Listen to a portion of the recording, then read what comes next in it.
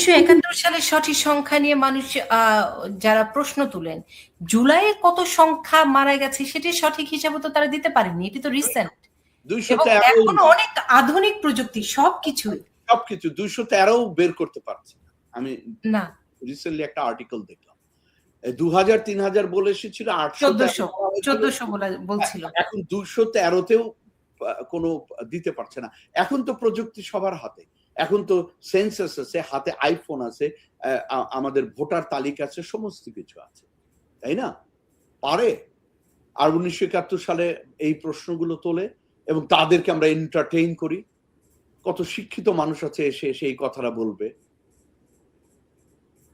এবং তাতে বা কিছু যায় আসে? আমি তো একটা প্রশ্ন করি, 3 লক্ষ না 3000 বা 300, এতে তো কিছু যায় আসে না। একটা স্বাধীনতা সংগ্রাম 9 মাসে পৃথিবীর ইতিহাসে বিভিন্ন দেশে পড়ানো হয় যে স্বল্পতম সময়ে সর্বোচ্চ সংখ্যক গণহত্যা। এটার উদাহরণ বাংলাদেশ আছে, রোয়ান্ডা আছে, এখন হয়তো প্যালেস্টাইন হবে, কিন্তু এটা আমরা পড়াতাম গ্লোবাল হেলথ কোর্স, ইন্টারন্যাশনাল হেলথে পড়াতাম। আর আমরা নিজের দেশের মানুষরা এই প্রশ্নগুলো তুলে এটার ভ্যালু নষ্ট করার চেষ্টা করি। আমার তো মনে আছে যে আমি যখন ওদের মুখে শুনেছি যে এটা দ্বিতীয় মুক্তিযুদ্ধ, মানে দ্বিতীয় মুক্তিযুদ্ধ, স্বাধীনতা তাও মানা যায়, তোর মুক্তি দ্বিতীয় কি করে হয়? মুক্তি কি করে তোর দ্বিতীয় হয়? তুই একটা স্বাধীন দেশে আরো স্বাধীনতা চাইতে পারিস, এটা হতে পারে একটা গণতান্ত্রিক দাবি। এটা একটা দেশ মুক্তি লাভ করেছে, স্বাধীন সেই অর্থে। আরেকটি পয়েন্ট আমার ভালো লেগেছে ওনার বক্তব্যে, সেই পয়েন্টটি হচ্ছে উনি বলেছেন ওই সময় যা হয়েছিল তদন্ত করার উনি নির্দেশ দিয়েছিলেন এবং তিনিও তদন্ত চান যে ওই সময় আসলেই কি হয়েছিল, কিন্তু যেহেতু অন্তর্বর্তীকালীন সরকার ডক্টর মোহাম্মদ ইউনূসের সরকার সেটি স্টপ করে দেওয়া হয় এবং বিচারের আওতার বাইরে তাদের নেওয়া হয়। এই পয়েন্টটি আমার ভালো লেগেছে। একজন সাধারণ নাগরিক হিসেবে আমিও জানতে চাই ওই সময় আসলে অপরাধী কে, আসলে কে হত্যা করেছে স্টুডেন্টদের, আসলে কে হত্যা করেছে পুলিশদের, আসলে কে এই পুরো আমাদের রাষ্ট্রীয় সম্পদ ধ্বংস করেছে। এটি একজন সাধারণ নাগরিক হিসেবে এটি আমার জানার অধিকার আছে।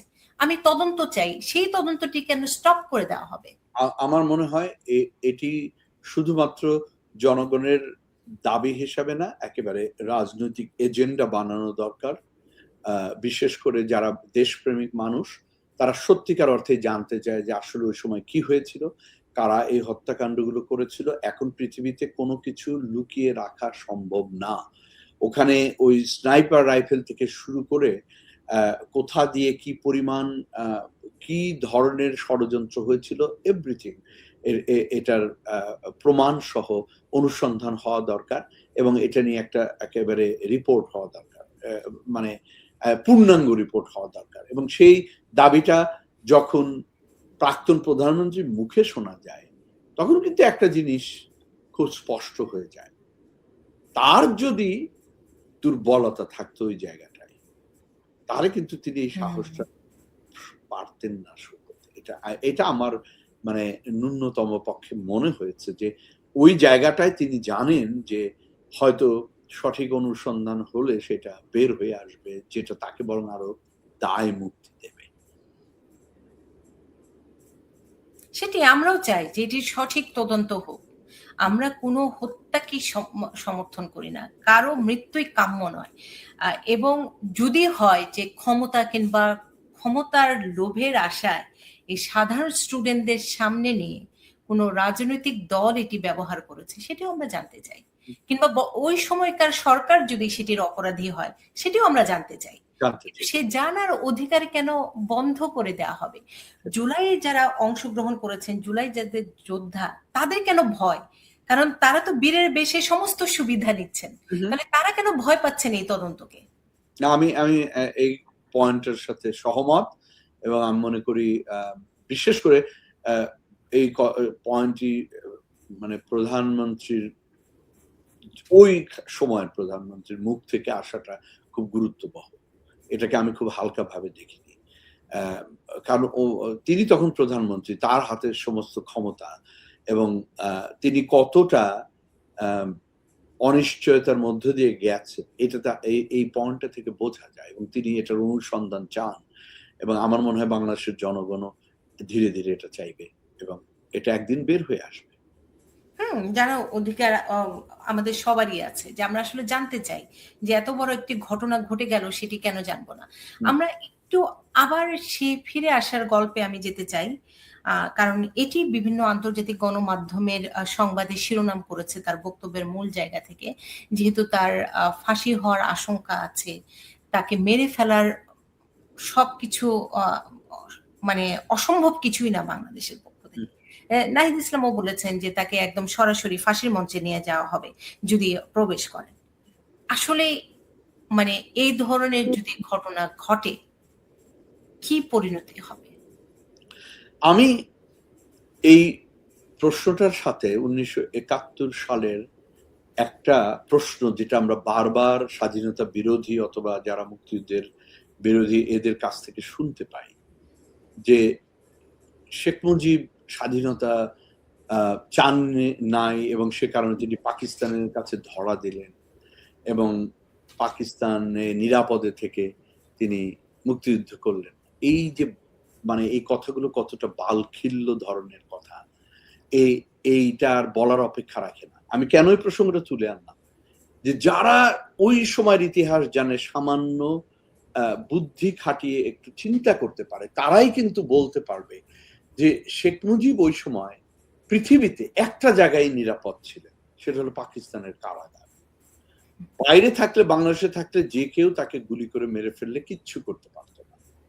একজন ওরা বলতো যে পূর্ব পাকিস্তানের একজন বিপ্লবী অথবা বিচ্ছিন্নতাবাদী অথবা নিজেদের মধ্যে গোলাগুলি করে মারা গেছে, কত কথা বলতে পারত। কিন্তু খেয়াল করে দেখুন, পাকিস্তানের কারাগারে যখন বন্দী, শেখ মুজিব এত বড় নেতা তখন, যে তাকে ওই পাকিস্তানের কারাগারে মারার সাহস পাকিস্তানিদের ছিল। সারা পৃথিবী তখন জানত। এই শক্তিটাকে মানুষ বুঝতে পারে না। আমাদের দেশের স্বল্প শিক্ষিত, শিক্ষা বঞ্চিত, এমনকি কিছু কুশিক্ষিত, এরাও বুঝতে পারে না। সেই একই যুক্তিতে আমি বলবো যে শেখ হাসিনা যদি বাংলাদেশের মাটিতে পা রাখতে পারে, ওই শেখ মুজিবের মতো তাকে মেরে ফেলাটাও অত সহজ হবে না। এই ভয়টা সবারই আছে, সব রাজনৈতিক দলেরই আছে। সেই জন্য তারা তার বক্তৃতাকে বন্ধ করতে চায়, তার যে কোনো বিচারকেও বন্ধ করতে চায়। আমি মনে করি না যে মৃত্যু ভয় দেখিয়ে তাকে ফাঁসি ইয়াতে নিয়ে যাবে, সেই ভয় দেখিয়ে এটা, বরং তাহলে তাই যদি হোক, তাহলে দরজা খুলে দাও, আসতে দাও, ডিসেম্বরে তিনি আসুক। এবং তিনি তো বলেছেন যে আমি মৃত্যুকে ভয় পাই না, আমি আমার এখানে অর্জনের আর কিছু নাই, দেশের মানুষের জন্য আমি আনবো, আমার মানুষের জন্য। এটা একটা নেতৃস্থানীয় বক্তব্য এই অর্থে। তো যদি তাই হয়, তাহলে ঠিক আছে, আসতে দেয়া হোক, তারপর তার বিচার হোক।